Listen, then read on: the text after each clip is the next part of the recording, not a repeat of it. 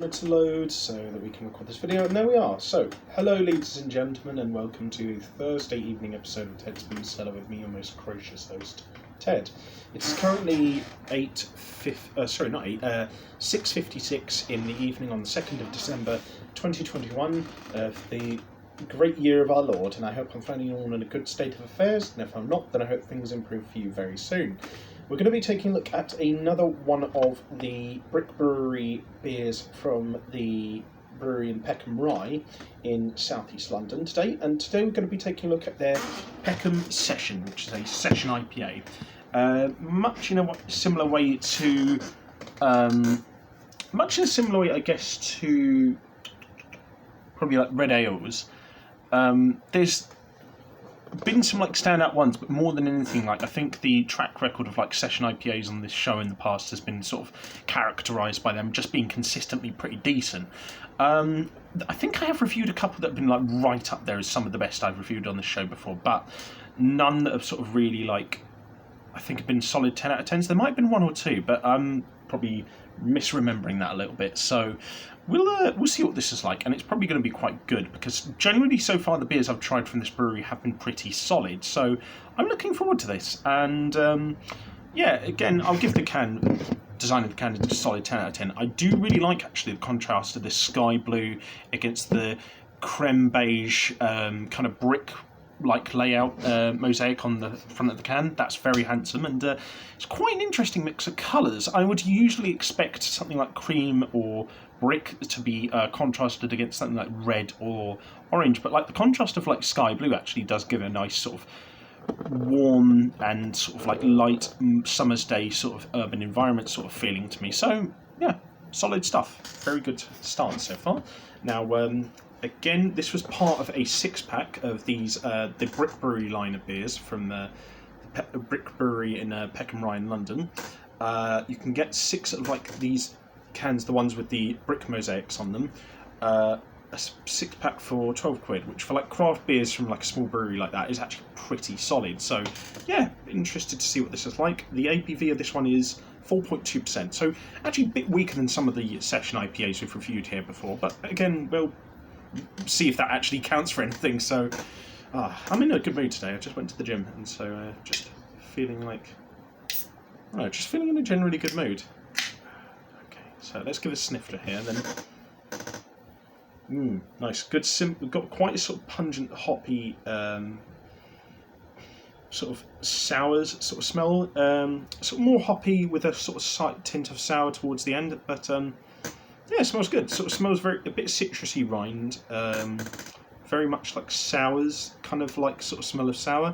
But yeah, it's a simple smell. It doesn't overstay its welcome, but I can imagine that sort of like sharpness and that sort of underlying bitterness in the smell could really sort of put people off, because I know not everyone likes IPAs, particularly session ones as well. So, but I think this one could be good. I'm trying to think, have I ever actually reviewed a session IPA that's been outright bad? I've reviewed some general IPAs that have been just pretty bad.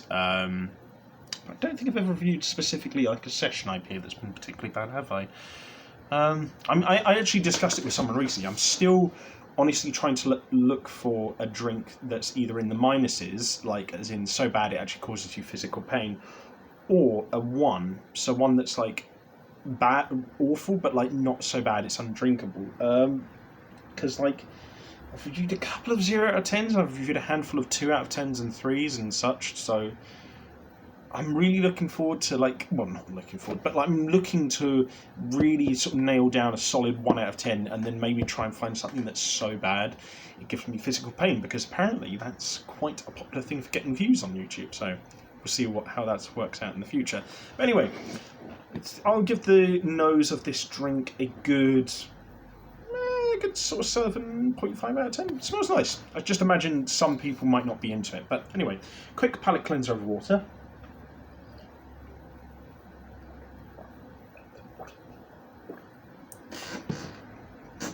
And then on to the most important part of the video, which is to see what this sucker tastes like. So, to everyone at home, bottoms up.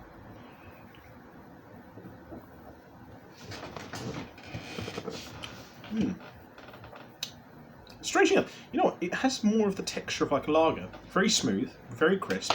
A little bit muddly underneath, but quite a good bit of fizz, but not too much. Kind of how you'd imagine lager.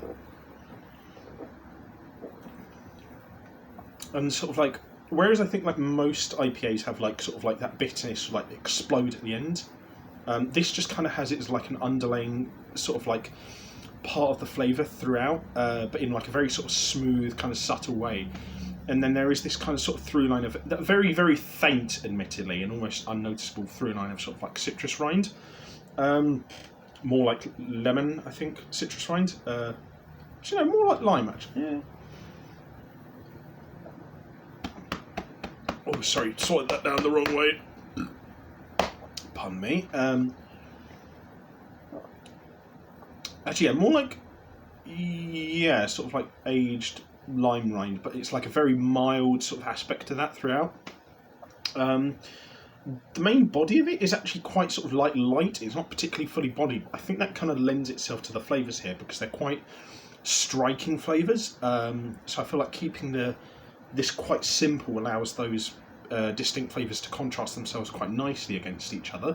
So generally speaking, I feel like while there's not like a huge sort of like contrasting mosaic of like different ideas and points and flavours to talk about this drink, what is here is like simple and refreshing enough that I think you could probably enjoy this quite easily. I think it's probably good for even some people who might not necessarily be that into IPAs but are looking to get into it nonetheless, because it's got a very mild, subdued, subtle and smooth flavour along with a really nice, smooth and crisp texture that I think really lends itself towards being a nice, relaxing drink. I think probably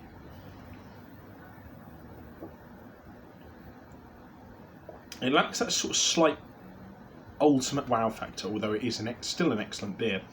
And the texture towards the end does get a bit fuzzy, which kind of spoils the flavour a bit, but not really by much at all. It's not a massive criticism, to be fair, at all. So I'll give it a solid 8.5 out of 10. Really, really solid stuff. Probably could even go up to an 8.75. Yeah, thoroughly pleased with this. Really, really solid beer. Would recommend, definitely. One of the best session IPAs I've, well, honestly ever had. So, yeah, really, really like it. Thoroughly recommended.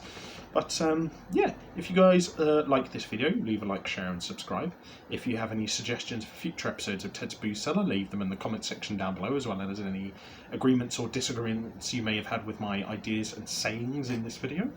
And if you have any desire to check out anything else I do online, I'll leave the links to all my social medias and other YouTube channels in the video description down below. But, pardon me, until next time, have fun, stay safe with whatever you're doing, don't do anything I wouldn't do, wash your hands, take a mask with you to the shops, drink responsibly, know your limits, and I'll see you guys at the bar next time on Ted's Booze Cellar. Bye bye for now.